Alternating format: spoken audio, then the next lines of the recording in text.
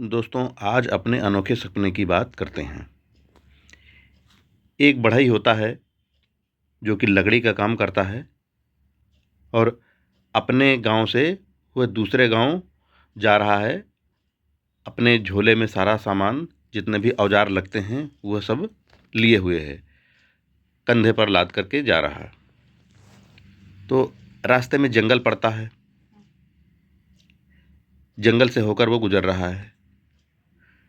जब वो रास्ते से जा रहा होता है तो अचानक से सामने एक बाघ आ जाता है और जोर से दहाड़ते हुए उसके सामने आ जाता है। कहता है, आज तो मैं तुम्हारा शिकार करूंगा और भरपेट भोजन करूंगा। तो जो यह बढ़ई होता है, अब घबराने के बजाय इसने अपना दिमाग लगाया।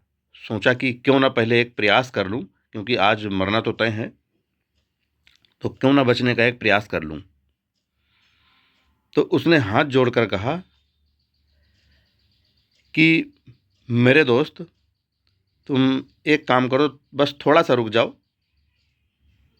और फिर इसके बाद में तुम इत्मीनान से खा लेना।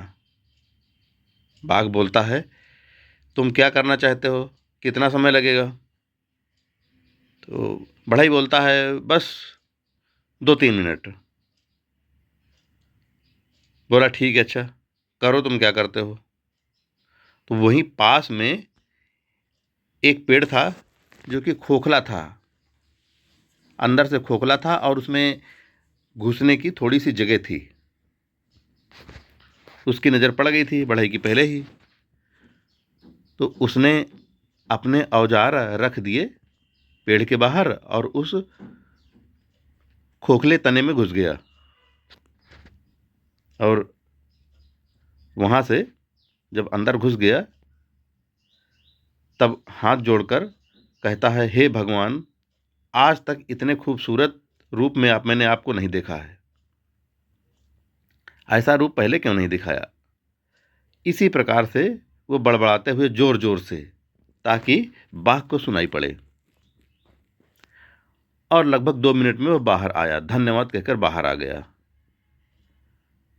अब बाघ बोलता है कि इस खोखले पेड़ के अंदर तूने कैसे नज़ारा देख लिया, मुझे तो कुछ दिखाई नहीं देता।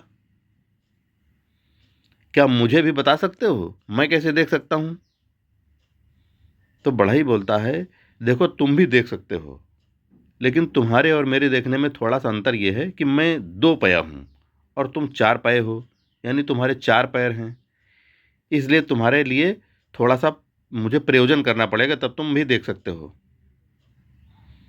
तो बाघ बोलता है, देखो, ठीक है, मैं भी जाता हूँ, लेकिन तुम कोई चालाकी मत करना, होशियारी मत करना कि तुम भाग जाओ, नहीं मैं दौड़ाकर पकड़ लूँगा। बढ़ई बोलता है, नहीं नहीं, मैं भागूंगा नहीं, तुम इत्मीनान से जाओ और खूबसूरत दर्शन करो, लौट के आओ, फिर अपना भोजन कर लेना, मुझे खा लेना। बाघ बोलता है, ठीक है, मैं जाता हूँ। तो वह तने के अंदर गया। तो चूंकि उसका साइज तो बहुत बड़ा था इंसान की तुलना में, तो वह अंदर गया और कुछ हिस्सा पीछे का, पीछे वाली पैर यानी बाहर रह गए। अब कहता है कि मुझे तो कुछ दिखाई नहीं दे रहा, तुम झूठ बोल रहे थे। तो बढ़ई बोलता है कि देखो, मैंने कहा था ना कि कुछ विशेष प्रयोजन करना पड़ेगा, तब तुम्हें भगवान के खूबसूरत दर्शन होंगे। बोला, अच्छा करो। बोले, तुम हिलना डुलना नहीं, मैं करता हूं। तो उसने क्या किया, अपना लंबा वाला बर्मा निकाला और उस तने में जो छेद था, उस छेद के बगल से उसको, बर्मे को टाइट करना शुरू किया, जल्दी जल्दी जल्दी जल्दी। तो वह तने को छेद करता हुआ इसके बाग के जो पिछला हिस्सा था, जो बाहर था, उस हिस्से तक आ गया और जरा सा कूचा।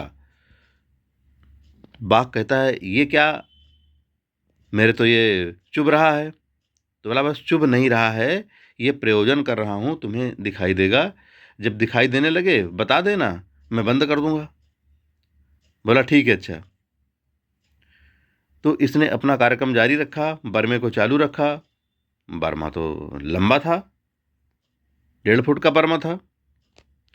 तो इसने तेजी से बर्मा घुमाना शुरू किया। अब उसके चुभता गया, वो चिल्लाने लगा। फिर बोला, अरे नहीं नहीं, ठीक से देखो, तुम्हें खूबसूरत दर्शन भगवान के होने लगे कि ना होने लगे।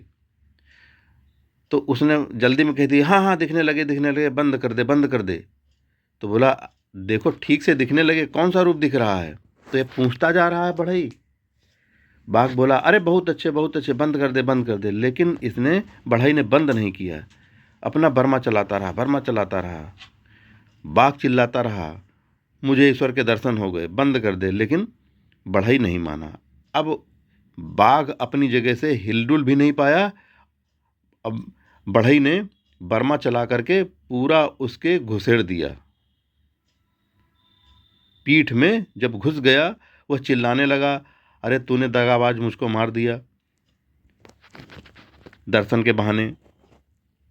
बोला, नहीं नहीं, तुम ठीक से देखो, अब बहुत अच्छे से ईश्वर के दर्शन हो रहे होंगे।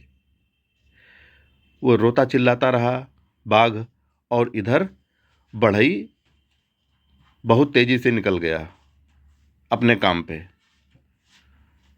दोस्तों, सपने की है अनोखी कहानी कैसी लगी? हो सके तो कमेंट कीजिएगा। जय हिंद दोस्तों।